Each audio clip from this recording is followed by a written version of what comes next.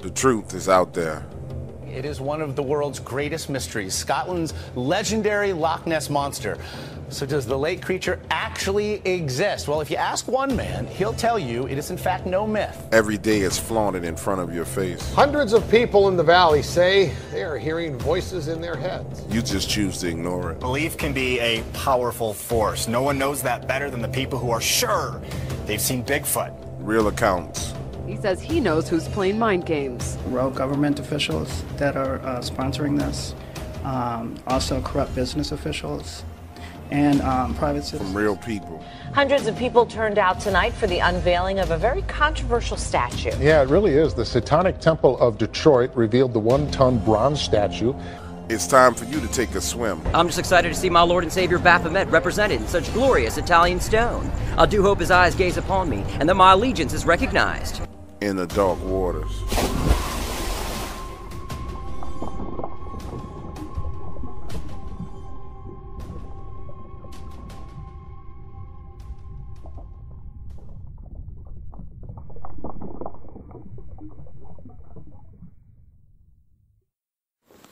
The Dark Waters channel is for entertainment purposes only. Although information in these stories can be traced back to relevant and true sources, Dark Waters strongly discourages its viewers, listeners, and subscribers from visiting the site of incidents and encounters discussed or revealed on the show. In other words, we will not be held responsible if you are attacked by a dogman, molested by a Bigfoot, bitten by vampires, chased by chupacabras, abducted by aliens, accosted by the Men in Black, investigated or arrested by the local law enforcement, CIA, FBI, NSA, EPA, BLM, or another alphabet group, whether on U.S. soil or abroad. Thank you for tuning in, and enjoy the show.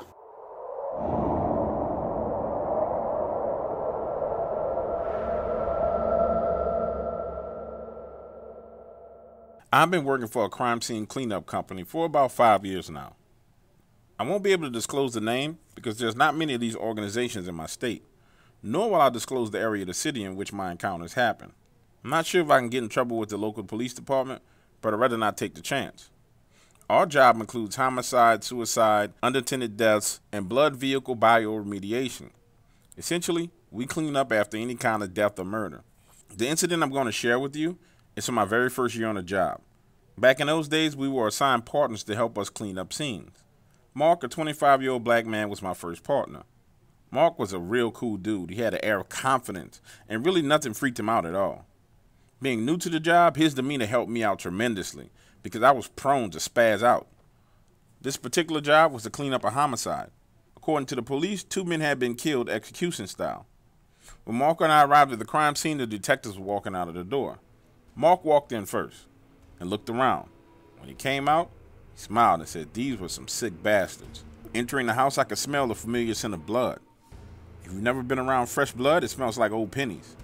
And I'm not saying this to be funny. Over the years, I've developed the ability to describe the many smells from crime scenes. Anyway, back to the story. When I walked in the living room, there were 2 outlines showing where the bodies once laid. On the base of the wall, opposite the outlines, was splatter. Splatter is the word I come up with to describe pretty much everything. In this case, it was a mixture of brain matter, blood, skull fragments, facial tissue, fecal tissue, and teeth. What was strange about this scene was someone had taken their finger and drawn 2 symbols in the splatter on the wall. My first time seeing anything like this. So I asked Mark what he thought. His response was, "People are fucked up, man. Fucking savages." Then Mark and I started the process of removing the remaining furniture so we can tear out the carpet in the room and remove the padding beneath. For the record, it's not like in the movies where you spray magic solution on the carpet and just scrub up the blood. Blood soaks through the surface and even stains the concrete or wood below the floor covering. Well, as we started to cut through the carpet along the edges of the wall, Mark paused. His eyes rolled back and forth like he was looking for something. I noticed this, but I didn't think anything of it. We proceeded to cut and roll the carpet, then the cushion beneath. And I dragged the carpet out to the van as Mark started to treat the concrete slab with bio-cleaning solution. From outside, I could see him looking around. It was strange because he's always so focused. And then normally when we were doing one of these cleanups, we were in and out within 2 hours. Walking back in, I started to ask him, "Yo, bro, what's up?" That's when he gestured to me to be quiet and pointed to the ceiling. A faint sound could be heard like something moving. "It's just a mouse," I said. "Let's finish this up." Next, we had to remove the drywall and the baseboards with the splatter on it. I started cutting the section of the drywall, and out of the corner of my eye, I saw Mark walking towards the back of the house. In my mind, I figured he was just going to use the bathroom. He did have a habit of taking shits in some of the most random places. I just figured he would be adding this place to his list.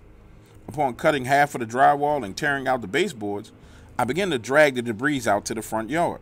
That's when I first noticed that Mark hadn't returned. And I shouted, "Yo, Mark! Mark, stop fucking around. Where you at?"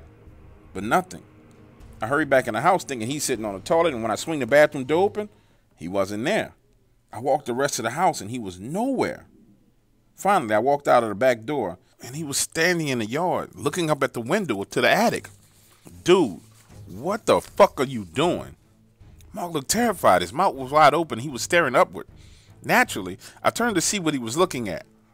And upstairs in a small attic window was this dim light and his silhouette moving back and forth. It looked like a person just swaying back and forth, moving slowly. Mark started to walk back into the house with this determined look on his face. I already knew what was going down. He was going up in that attic. "Hey, Mark, I don't think it's a good idea, bro. Let's just call the police." "Yeah, call him," he said. Mark walked straight in, opened the attic door, and proceeds to climb up the steps. Once his head was up in the attic, I said, "What can you see?" "Blood." "Wait, what?" "Blood." He continued to climb in the attic, and I climbed up behind him, and what I saw was horrific. A man hanging from the ceiling joists, naked, his arms and legs were missing. He had metal rods inserted to where his limbs should have been. His body was suspended in the air from the 2 metal rods inserted where his arms once were. Beneath him was a pile of urine and feces. I vomited and began feeling dizzy. Mark pulled out his cell phone and began to dial the police. That's when this man slowly began to speak. He said, "The gates of hell are open, and it's fed with the blood of dead children. Bring us their souls." And this shit was way too much for my brain to handle. It was like something out of a horror movie. I went back downstairs and out of the back door. A few minutes later, Mark came down, had a cell phone in hand, and said, "The police are not going to believe this shit." And the crazy thing was, when the first 2 cops arrived, they questioned us like we were suspects. Then one of the homicide detectives that we knew showed up and explained to them that this actually was our job to clean up these sites. We stuck around as the paramedics pulled the man out of the attic. And one of the paramedics said this was some of the worst things she had ever seen. And what made this situation even worse was now we had to clean up the attic of the house. To this day, Mark and I still talk about those events. He calls it my initiation into the business. Not too long ago, I drove by that property on my way to a Mardi Gras parade. There's a family living there now. That's some creepy stuff. An entire family in a house where there was a quadruple homicide, torture, and God knows what else went on. They really should have done some research before they bought that property.